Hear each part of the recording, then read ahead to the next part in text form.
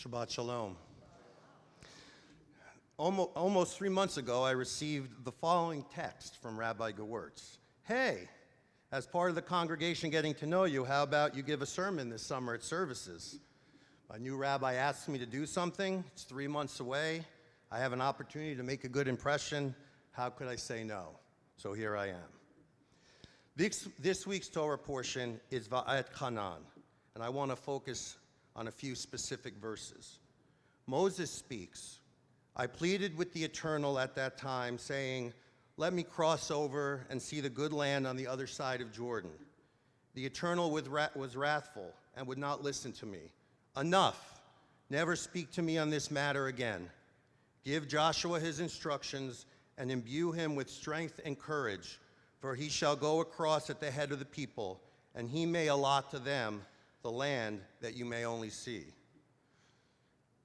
As someone who enjoys music, this certainly brought to mind songs like You Can't Always Get What You Want, or You Can Look, But You Better Not Touch.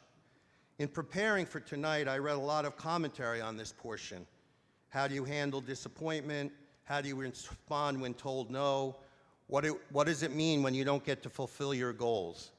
But I want to ask the question, why did God refuse Moses' plea?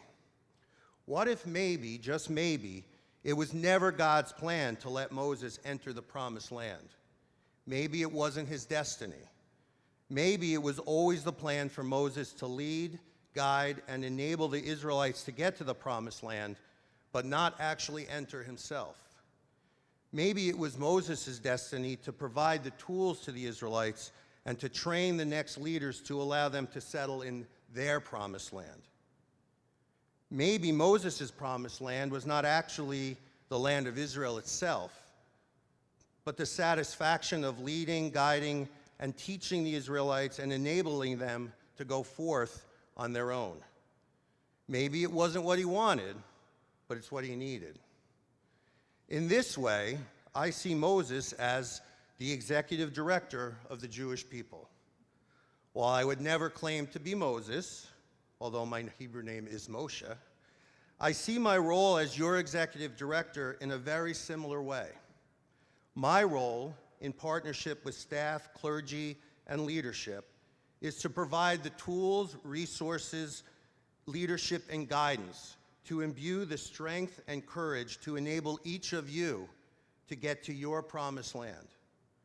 Like Moses, who I'm sure was asked to do something about the heat in the desert or to speak up because they couldn't hear him, I work with our staff to enable you to be comfortable on your Jewish journey.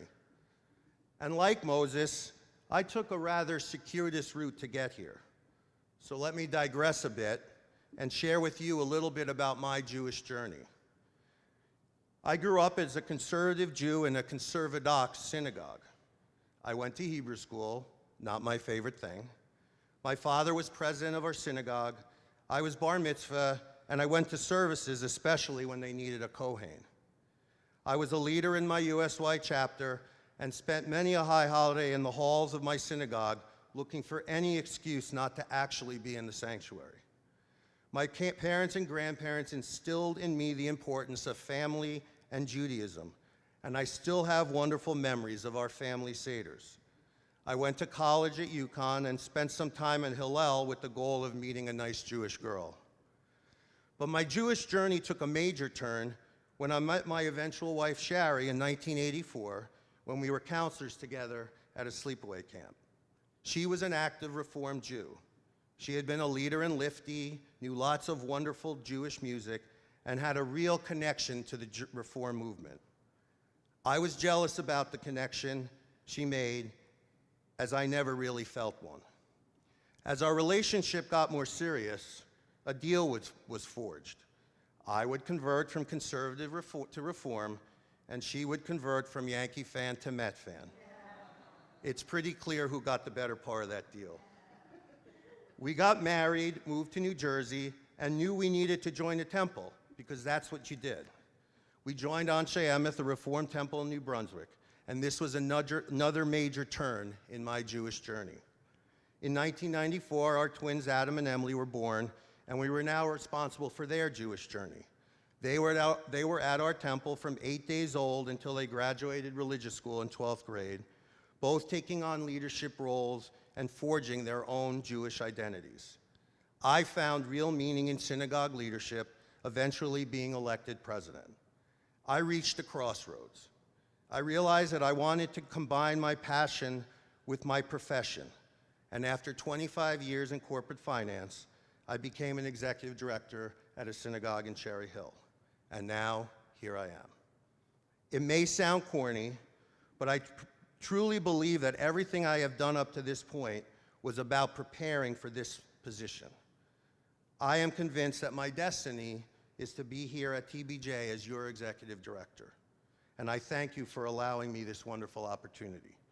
As I said to my transition team the other night, I have to sometimes pinch myself to remind myself that I'm really here. Like Moses, I see my role as the enabler to help others get to their promised land. While I'm not the spiritual leader, my role is to enable our clergy to have what they need to ascend the bema and lead you in worship. While I don't actually teach in our ECC or religious school, and I'm not lucky enough to be one of the students, the staff at TBJ enable our teachers and students to have everything they need to begin their Jewish journey. While the lay leaders articulate their vision, my role is to enable them to pursue and attain their vision. While I'm not on the board, I provide the guidance to keep them on task and ensure that our goals are met. We obviously can't do this without resources, so it's also my role to work with all of you to find the appropriate value you place on your journey and share it with others. While I can't part the Red Sea, I can enable the doors to always be open and the stumbling blocks removed for anyone who wants to pursue their journey at TBJ. And like Moses, I can't do it alone. I need a team. And at TBJ, we have an amazing team of staff, clergy, and leaders to help you on your way to the promised land. And I would be remiss not to thank Rabbi Gewirtz, Rabbi Perelman, Cantor Stahl, and Cantor Fishbein for being my partners.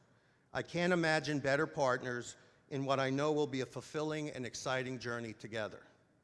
I also thank Richard Mandel, who I look forward to traveling with in this important first year of my tenure, and to all the staff at TBJ. You are my partners as well. I need you by my side, and I'm here to help you reach the highest heights.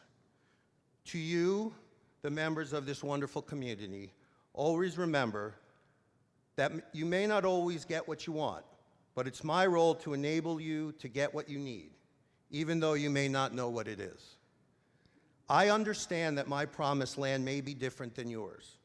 I have learned over the years in the executive director position that my promised land is seeing you get to your promised land. What can you do for me as we embark on this journey together? I ask you to share the joys and joys of your life. I ask you to share with me what you like about TBJ and what you'd like to see. I hope you will be there to support me when I might stumble, point me in the right direction if I get lost, and cheer for me when we accomplish amazing things together. And I ask that you share your hopes, your dreams, and your visions with me so that we can get to our promised land walking hand in hand together. Shabbat Shalom.